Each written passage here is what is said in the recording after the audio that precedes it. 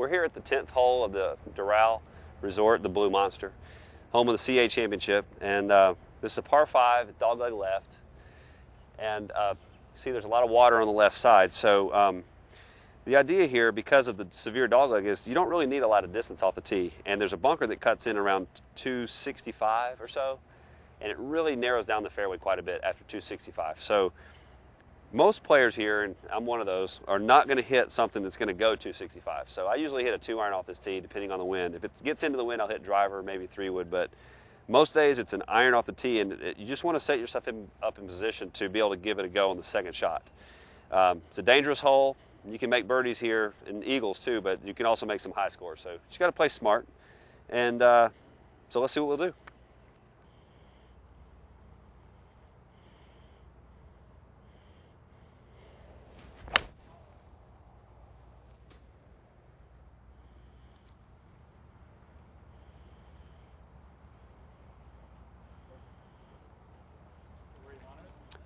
Well, it's a little right of where I actually wanted it, but I can still see the ball from here, so I think we'll have a go at the next one. The 2-iron here is a Pro Combo oversized Nike 2-iron. It's about 18, 19 degrees. It's a really good club, easy to hit high, which with a 2-iron, you know, these days the golf ball doesn't really help you a lot by going high, so you have to have some extra meat on the bottom of this thing to get it up in the air. I use a 2, 3, and 4-iron just like this in my set. And then today I'm actually trying a new set of VR half cavities in the 5 through wedge. So a little bit of a testing day, but 2, 3, and 4-iron are not testing. They're staying in. You have to know your distance out here. It's so important. And if you look down the fairway here, you can see there's only about a 18-yard gap. And that starts at 260 and goes to about 300. So there's really no option on this hole except to lay it out here off the tee with a shorter shot, and then you turn left going downwind here, and at Doral, typically the wind blows from the east off to the water that way. So you got a helping wind on your second shot. So you don't have to be too close to the green. Even from maybe 300 yards, we can still give it a go here. It's just a really narrow opening from this distance. I'm 285 to the hole. And I've got really effectively about a 10-yard gap that I can hit this ball in to hit it on the green. If you go left of the flag by more than 5 or 6 yards, there's a pretty good slope that'll take your ball all the way left into the water.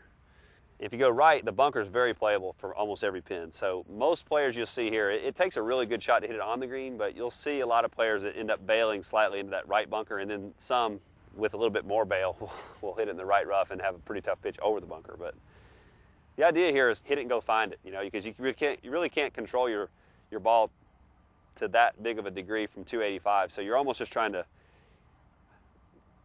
play the percentage here and just aim a little right edge of the green maybe and just hit it and go find it and go play the next one.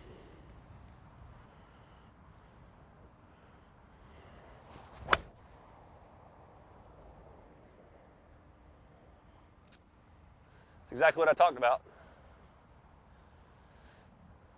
We wouldn't be too unhappy with it there every day, would we?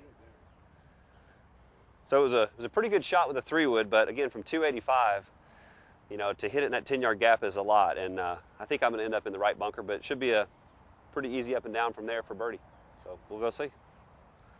A day like today, you know, I've got a couple new irons in the bag, so I'm really looking to gauge the distance on those and look at the ball flight and see how the irons are working.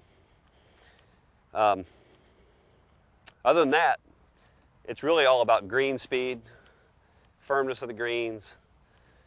Well, the wind here at Doral is the wind. You know what's going to blow, and you know pretty much what the ball's going to do in it, so that's no mystery.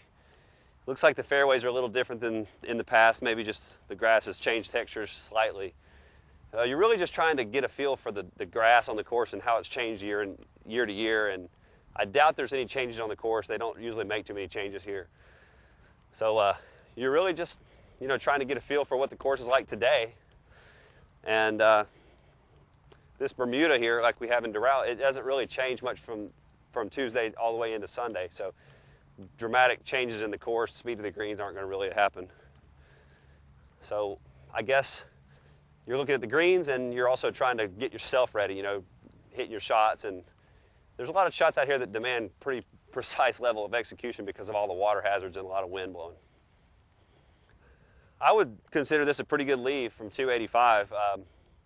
I've got some green to work with. I've put myself here, and it's not that great of a lie, but it's a little bit on the upslope in the bunker. And from here, most players I think would expect to get this ball within 5 or 6 feet of the hole most every time.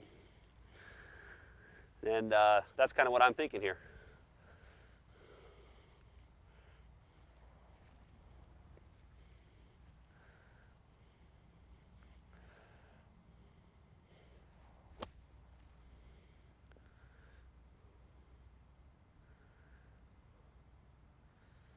It wasn't too good of a shot. That's what we're out here for on Tuesday, figure this stuff out.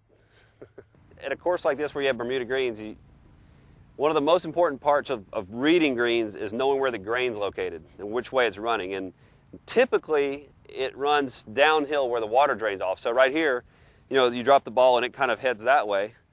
Well, the grain also is going that way. But over on that part of the green, as you can see, the hill changes a little bit, and there's a definite line right here where the grass, if you're standing back here, the grass changes color basically from dark to light, and that's a clear indication that the grain up in here is coming into you where it's dark, and on the other side of the little ridge it's going away from you where it's light, and it affects the curve of the ball and the speed quite a bit.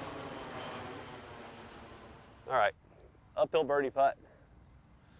You really don't want to have this long a putt from where I was, but it's golf sometimes, right? Into the grain too.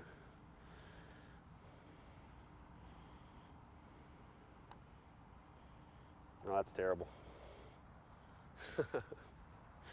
Terrible. Good thing it's Tuesday. You probably heard golf is a game of mistakes, and if you can manage your mistakes properly, then you're going to have a pretty sizable edge on the competition. And a good example is this hole right here. That second shot, from 285 with the 3-wood, there's just not a lot of room up here on the green to actually get your ball to stop on the green without, you almost have to get lucky to hit it right on the green. And the best option is pretty obvious. The front right bunker over there gives you an option to play a nice bunker shot and get out here, and most of the time you're going to end up with a reasonable chance for birdie out of there. And that's managing your mistakes. You're almost aiming into the bunker knowing that you're going to have a better chance of recovering from there than if you aim at the green and end up pulling it maybe 5 yards into the water. It's just you're splitting hairs from that distance. And now if you have a sand wedge in your hand here from the fairway, you're going right at the flag, no question. No matter where the flag is, you're going right at it. And that's just the difference between the amount of control you have with a wedge as opposed to a long shot with a wood.